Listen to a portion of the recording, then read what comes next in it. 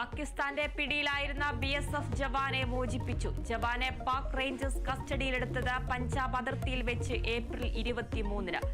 ബംഗാൾ സ്വദേശിയായ പൂർണം കുമാർ ഷാ അട്ടാരി അതിർത്തി വഴി ഇന്ത്യയിലെത്തി. मैं भूषण रामकृष्ण गवई, जो भारत के उच्चतम न्यायालय का मुख्य न्यायमूर्ति नियुक्त हुआ हूं, भय या पक्षपात, अनुराग या देश के बिना पालन करूंगा तथा मैं संविधान और विधियों की मर्यादा बनाए रखूंगा. സുപ്രീംകോടതി 52ാം ചീഫ് ജസ്റ്റിസായി ജസ്റ്റിസ് PR ഗവായ് ചുമതലയേറ്റു. രാഷ്ട്രപതി ദ്രൗപദി മുർമു സത്യവാചകം ചൊല്ലിക്കൊടുത്തു. ദളിത് വിഭാഗത്തിൽ നിന്ന് ചീഫ് ജസ്റ്റിസ് ആകുന്ന രണ്ടാമത്തെ ന്യായാധിപൻ. നവംബർ 23 വരെ ചീഫ് ജസ്റ്റിസ് പദവിയിൽ PR ഗവായ് തുടരും. സത്യപ്രതിജ്ഞാ ചടങ്ങിൽ പങ്കെടുത്ത് പ്രധാനമന്ത്രി അടക്കമുള്ള പ്രമുഖർ.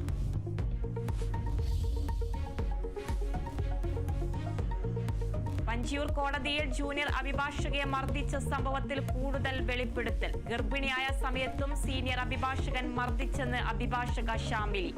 കേസ് അന്വേഷണത്തിൽ പൂർണ്ണ തൃപ്തി.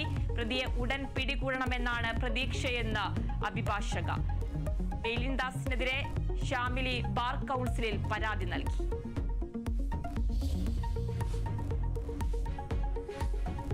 കരിപ്പൂർ വിമാനത്താവളത്തിൽ വൻ ഹൈബ്രിഡ് കഞ്ചാവ് വേട്ട. 34 കിലോ ഹൈബ്രിഡ് കഞ്ചാവ് പിടികൂടി. എയർ ഏഷ്യ വിമാനത്തിലെത്തിയ 3 സ്ത്രീകളെ കസ്റ്റംസ് കസ്റ്റഡിയിലെടുത്തു.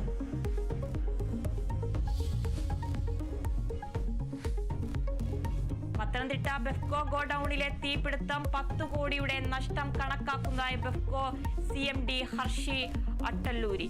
45,000 കേസ് മദ്യം കത്തി നശിച്ചു. വിശദമായ അന്വേഷണം നടത്തും. കേരളത്തിലെ എല്ലാ ബെഫ്കോ ഗോഡൌണുകളിലും ഫയർ ഓഡിറ്റ് നടത്തുമെന്നും CMD.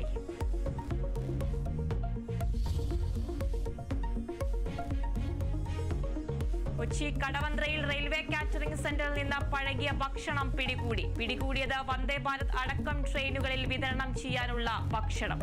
സ്വകാര്യ വ്യക്തിയുടെ കാറ്ററിംഗ് സ്ഥാപനം പ്രവർത്തിക്കുന്നത് ലൈസൻസ് ഇല്ലാതെ. ഭക്ഷണം പിടികൂടിയത് കൊച്ചി കോർപ്പറേഷൻ ആരോഗ്യ വിഭാഗം. സ്ഥാപനത്തിനെതിരെ നിരന്തരം പരാതി ഉണ്ടായിരുന്നതായി കടവന്ത്ര കൗൺസിലർ. നല്ലോണം എന്നെ മർദ്ദിച്ച് കൊല്ലുമെന്ന് പറഞ്ഞു തന്നെ മർദ്ദിച്ചതാ. നല്ലോണം മദ്യപിക്കും. വേറെ എന്തെങ്കിലും ലഹരിയൊക്കെ ഉപയോഗിക്കേണ്ട. ചുണ്ടിൻ്റെ അടിയിലൊക്കെ വെക്കലുണ്ട്. എന്തോ ഒരു പാക്കറ്റൊക്കെ കാണുന്നുണ്ട്. കോഴിക്കോട് ലഹരിക്കടിമയായ ഭർത്താവ് ക്രൂരമായി മർദ്ദിച്ചെന്ന് പരാതി. അർദ്ധരാത്രി വീട് വിട്ടോടിയ യുവതിയും മകളും ആശുപത്രിയിൽ ചികിത്സയിൽ. ക്രൂരമർദ്ദനത്തിനിരയായത് അമ്പായത്തോട് സ്വദേശി നജ്നയും മകളും. അക്രമം തടയാൻ ശ്രമിക്കുന്നതിനിടെ മകൾക്കും ഭർത്തൃമാതാവിനും പരിക്ക്.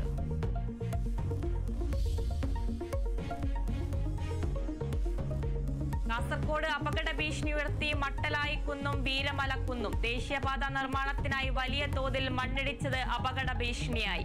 അശാസ്ത്രീയ റോഡ് നിർമ്മാണത്തിനെതിരെ പ്രതിഷേധവും ശക്തം.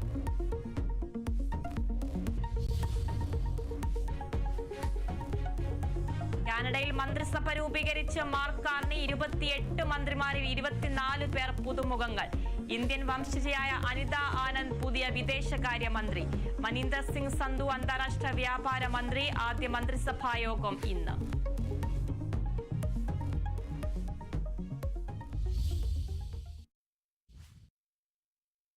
നോക്കാം സ്വർണം വെള്ളി നിരക്കുകൾ. കവിത ഗോൾഡ് ആൻഡ് ഡയമണ്ട്സ് ഇന്നത്തെ സ്വർണം വെള്ളി നിരക്കുകൾ നിങ്ങൾക്കായി അവതരിപ്പിക്കുന്നത് Kavitha gold and diamonds. Choose your special.